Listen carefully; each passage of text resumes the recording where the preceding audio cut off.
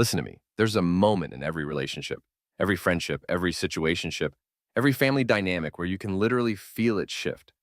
One day they look at you with admiration, trust, desire, fire in their eyes, and the next day it's like something dropped.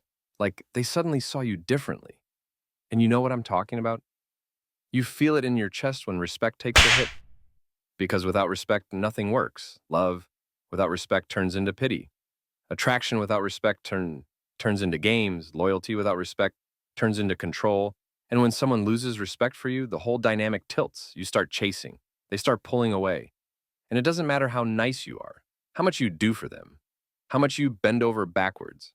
If the respect is gone, you're fighting a battle with no ground under your feet. But here's the part nobody tells you. Respect isn't permanent. It's not locked in. It's fluid.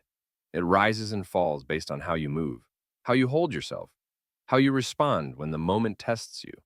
And the wild part is you can reset it, you can bring it back, but not with begging, not with proving, not with making speeches about how you deserve better.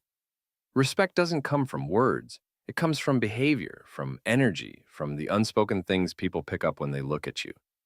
And today I'm breaking down the 3 moves that change everything. 3 moves that flip the dynamic back, 3 moves that remind people who they're dealing with. And if you've ever felt that sting of disrespect, if you've ever laid awake at night overthinking why they stopped seeing you the way they used to, this is going to feel like I'm dragging you and saving you at the same time.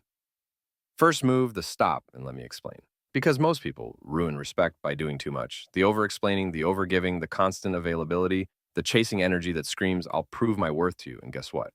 The more you do that, the more their brain registers you as lower in value. Because psychology is twisted. Humans don't respect what comes too easy. It's called the law of scarcity. When something is rare, when it's not always available, the brain automatically gives it weight.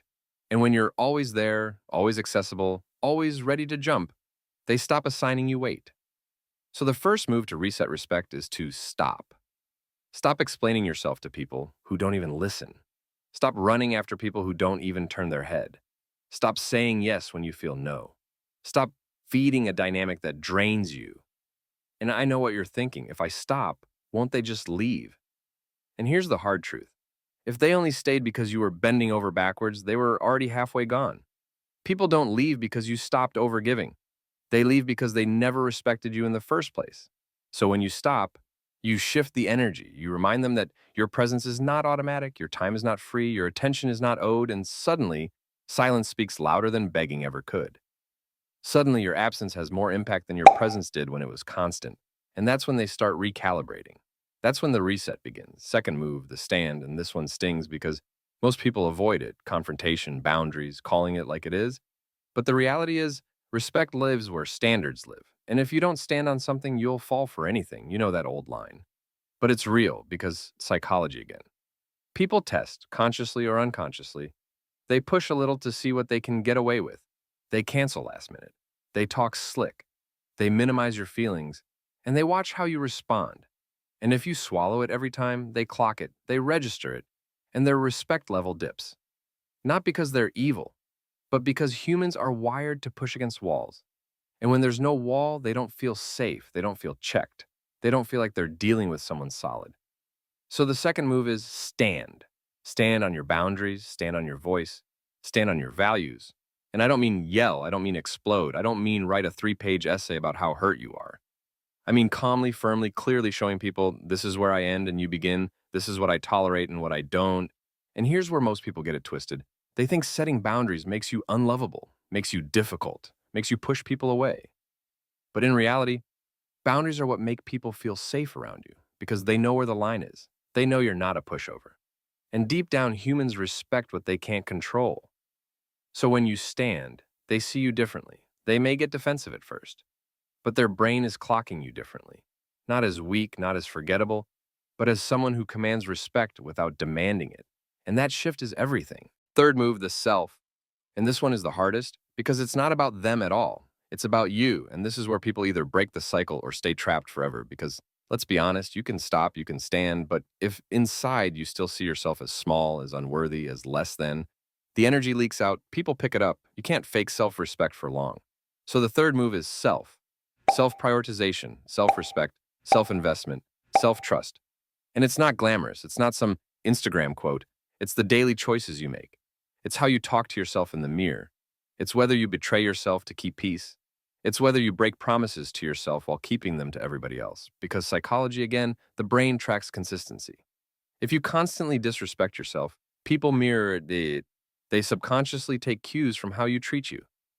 So the ultimate respect reset is when you start living in a way that says, I take myself seriously, I value my time, I invest in my growth, I feed my body well, I honor my word. And people who don't respect that either rise up to meet you or they fall away.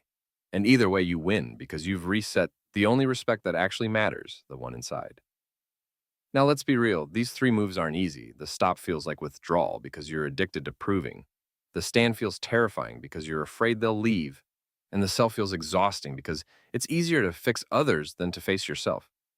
But this is where the real shift happens. This is where relationships change, dynamics flip. People look at you and something in their brain says, wait, this person isn't who I thought they were. This person has weight.